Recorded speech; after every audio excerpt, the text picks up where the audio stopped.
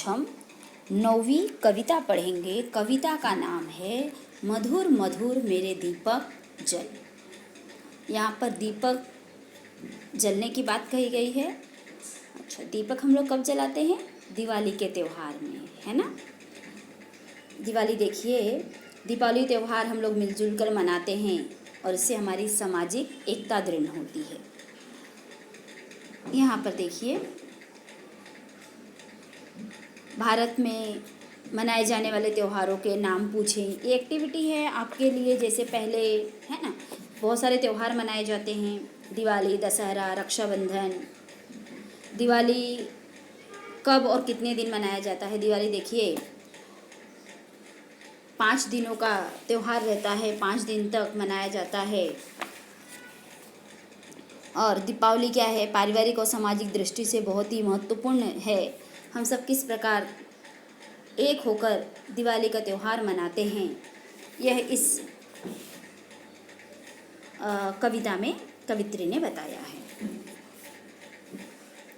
यहाँ पर इस कविता में महादेवी जी ने दीपक के विविध प्रकार से जलने की प्रक्रिया के माध्यम से मानव को लोगों के पथ पर प्रकाशित करने की प्रेरणा दी है। बहुत ही सुंदर वर्णन है। इसकी कवित्री जो हैं वह हैं महादेवी वर्मा। महादेवी वर्मा जो हैं बहुत ही अच्छी और बहुत ही प्रतिभावान कवित्री हैं। सबसे पहले हम इनके बारे में पढ़ लेते हैं। इनके बारे में थोड़ा सी जानकारी इकट्ठा कर ले, जानकारी बता देती हूँ मैं आपको। महादेवी वर्मा, इनका जन्म 26 मार्च 1907 ईस्वी में हुआ है और इनकी मृत्यु 11 सितंबर 1987 ईस्वी इलाहाबाद में हुई है। महादेवी जी हिंदी साहित्य में छायावादी युग के 4 स्तंभों में एक प्रतिभावान सशक्त कवित्री हैं। आधुनिक गीत काव्य में आपका स्थान सर्वोपरि है। आपकी कविता में पीड़ा और भावों की तीव्रता, भाषा में रहस्यवाद गहराई में से दिखाई पड़ते हैं। आपके द्वारा लिखित संस्मरण भारतीय जीवन के चित्र हैं। आपने बहुत सारी पुस्तकें लिखी हैं, जिसमें है जैसे निहार, रश्मि, निर्जा, सांध्य गीत, दीपशिखा, सप्तपर्णा, प्रथम आयाम आदि। अतीत, ये सब जो ऊपर हैं वो कविता संग्रह है, अर्थात कविताएं हैं। अतीत के चलचित्र, स्मृतियों की रेखाएं, ये रेखा चित्र हैं। पथ के साथी, मेरा परिवार, संस्मरण हैं। ठाकुर जी भोले हैं, आज खरीदेंगे हम, ज्वाला बाल कविता संकलन है। चलिए अभी हम लोग कविता देखते हैं। सबसे पहले देखिए यहाँ पर कविता मैं यहाँ पर देखिए पहले ही यहाँ पर थोड़े थोड़े अर्थ भी लिखे गए हैं। आपको अर्थ भी अच्छे से देखिए और कविता पहले मैं पढ़ती हूँ और फिर मैं उसका अर्थ बताती हूँ आपको। मधुर मधुर मेरे दीपक जल, युग युग प्रतिदिन प्रतिक्षण प्रतिपल। प्रियतम का पथ आलोकित कर, सौरभ फैला विपुल धूप बन। मृदल मोम सा घुल रे मृदतन, दे प्रकाश का सिंधु अपरिमित। तेरे जीवन का अणु गल गल, सारे शीतल कोमल नूतन। मांग रहे तुझसे ज्वाला कण, विश्व सलभ सिर धुन कहता मैं। हाय न जल पाया तुझसे मिल, सिहर सिहर मेरे दीपक जल। देखिए जहाँ यहाँ से कविता की जो यहाँ कठिन शब्द आए हैं उसके अर्थ भी मधुर मधुर अर्थात मंद मंद, धीमे धीमे। प्रतिक्षण अर्थात प्रत्येक पल। आलोकित, प्रतिक्षण है ना, आलोकित अर्थात प्रकाशित। सौरभ अर्थात सुगंध। विपुल अर्थात बहुत सारा। धूप अर्थात द्रव्य, गंधित द्रव्य जो होते हैं उसका धुआं। मृदल कोमल। सिंधु सागर, अपरिमित असीमित। सलभ पतिंगा, सिहरना कांपना। ये इसके कठिन शब्द हो गए। अभी देखिए यहाँ पर है, इसका मैं सरल शब्दों में आपको अर्थ बता दे रही हूँ। मधुर मधुर मेरे दीपक जल, युग युग प्रतिदिन प्रतिक्षण प्रतिपल, प्रियतम का पथ आलोकित कर। कवित्री महादेवी वर्मा दीपक से प्रतिपल प्रतिदिन मंद मंद जलते हुए युगों तक प्रीतम का पथ प्रकाशित करने का आग्रह कर रही हैं। देखिए नीचे देखिए, सौरभ फैला विपुल धूप बन, मृद मोम सा घुल रे मृद तन, दे प्रकाश का सिंधु अपरिमित, तेरे जीवन का अणु गल गल। देखिए इसका अर्थ देखिए, कवित्री चाहती हैं कि दीपक धूप की तरह जलते हुए सुगंध फैलाए। जिस तरह देखिए हम लोग घर में धूप बत्ती लगाते हैं ना, वह जलते हुए किस प्रकार सुगंध फैलाता है, उसी प्रकार यहाँ कवित्री कहती हैं कि दीपक धूप की तरह जलते हुए सुगंध फैलाए और अपना कोमल तन कोमल मोम की तरह घुलाए तथा जीवन में प्रत्येक अणु को गलाते हुए विश्व में असीमित प्रकाश भरे। देखिए नीचे वाली पंक्ति का अर्थ, सारे शीतल कोमल नूतन मांग रहे तुझसे ज्वाला कण, विश्व शलभ सिर धुन कहता मैं, हाय न जल पाया तुझ में मिलकर, सिहर सिहर मेरे दीपक जल। कवित्री कहती हैं दीपक को यह भी बता रही हैं कि विश्व के सारे शीतल कोमल और नूतन तत्व तुमसे ज्वाला आग के कणों की मांग कर रहे हैं। विश्व रूपी पतिंगा पश्चाताप करते हुए कहता है कि वह दीपक के साथ जलकर अपना अस्तित्व नहीं मिटा पाया। कवित्री दीपक को सिहर सिहर कर जलने की सलाह देती हैं।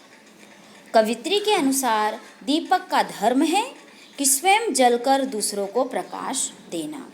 कवित्री चाहती हैं कि मानव भी स्वयं कष्ट सहकर दूसरों के पथ के कांटे दूर करे, अर्थात दूसरों के लिए रास्ते बनाए।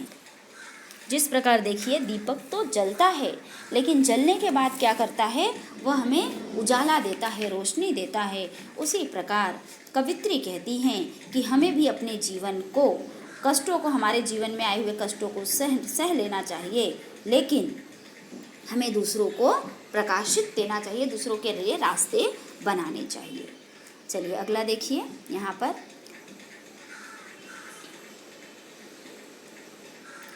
जलते जलते नभ में देख असंख्य, स्नेहहीन नित कितने दीपक, जलमय सागर का उर जलता, विद्युत ले घिरता है बादल, विहस विहस मेरे दीपक जल।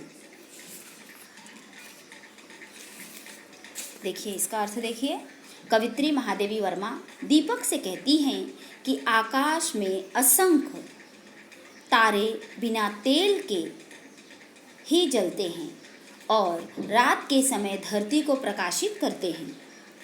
जलयुक्त सागर का हृदय सूर्य की किरणों से तपता है, तभी बादल बनते हैं और ये बादल जल की वर्षा कर मानव का कल्याण करते हैं। बादल के ये हृदय में भी बिजली का वास होता है, उनके जल से ही जीवन चलता है। इसलिए कवित्री औरों की तरह दीपक को हंसते हुए जलने की सलाह देती हैं। विभिन्न उदाहरण इन्होंने दिया है। देखिए तारों का दिया है, बादल का दिया है, किस प्रकार वे अपने जीवन को दूसरों के भलाई के लिए उपयोग करते हैं। उसी प्रकार यहाँ कवित्री कहती हैं कि और हमें उनकी तरह दीपक को भी हंसते हुए जलना चाहिए।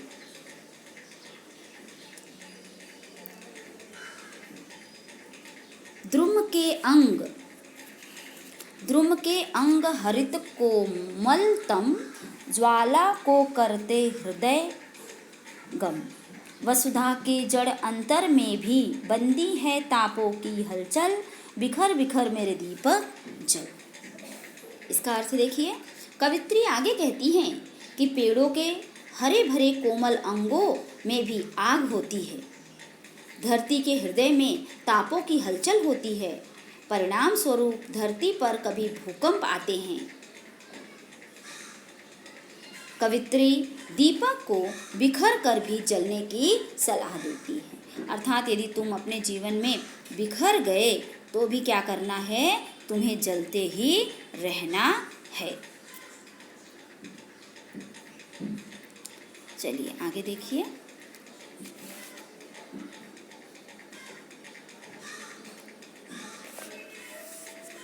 मेरे निश्वासों से दुत्तर सुभग न तू बुझने का भय कर। मैं आंचल की ओट किए हूँ अपने मृद पलकों से चंचल। सहज सहज मेरे दीपक जल, सीमा की लघुता का बंधन है अनादि तू मत घड़ियाँ गिन। मैं दृग के अक्षय को सो से तुझ से भरती हूँ आंसू जल। सजल सजल मेरे दीपक जल। देखिए बहुत सुंदर यहाँ पर कवित्री कहती हैं, कवित्री महादेवी वर्मा दीपक को आश्वस्त करती हैं कि मेरे दीर्घ निश्वासों को तुम नहीं बुझाओगे। वे दीपक से कहती हैं कि मैंने तुम्हारी रक्षा के लिए अपनी पलकों से भी चंचल अपने आंचल की आड़ किया है। वे दीपक से सामान्य ढंग से जलने के लिए कहती हैं। कवित्री के अनुसार सीमा की लघुता अर्थात छोटेपन का बंधन है। वे दीपक को अनादि जिसका आदि न हो कहती हैं तथा उसे घड़ियां न गिनने की सलाह देती हैं। वे दीपक से कहती हैं कि न कष्ट होने वाले आंसुओं के संग्रह से मैं तुझसे अश्रु जल से भर देती हूँ। वे दीपक को सजल होकर जलने के लिए कहती हैं। देखिए अभी लास्ट पैराग्राफ का अर्थ देख लीजिए। तम असीम तेरा प्रकाश चीर, खेलेंगे नौ खेल निरंतर। तम के अणु अणु के मिट जाना तू, उसकी उज्ज्वल स्मित के घूल खील। मदिर मदिर मेरे दीपक जल, प्रियतम का पथ आलोकित कर। देखिए बहुत सुंदर कवित्री यहाँ कहती हैं। कवित्री के अनुसार अंधकार असीमित है तथा दीपक के प्रकाश चिरंतर है। ये दोनों अंधकार प्रकाश लगातार नया खेल खेलेंगे।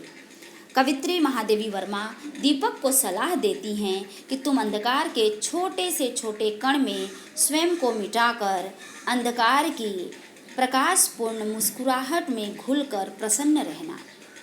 कवित्री दीपक को मदिर मदिर अर्थात धीरे धीरे जलते हुए प्रियतम का रास्ता आलोकित अर्थात प्रकाशित करने के लिए कहती हैं। चलिए कविता का मैंने आपको अर्थ तो बता दिया। आपको ये जो कविता है अच्छे से समझ में आ गई होगी। आप एक बार अच्छे से कविता पढ़ लीजिए, उसके कठिन शब्दों को अच्छे से पढ़ लीजिए और मैंने जो व्याख्या बताई है उस व्याख्या को अच्छे से सुनिए तो आपको कविता अच्छे से समझ में आ जाएगी। धन्यवाद।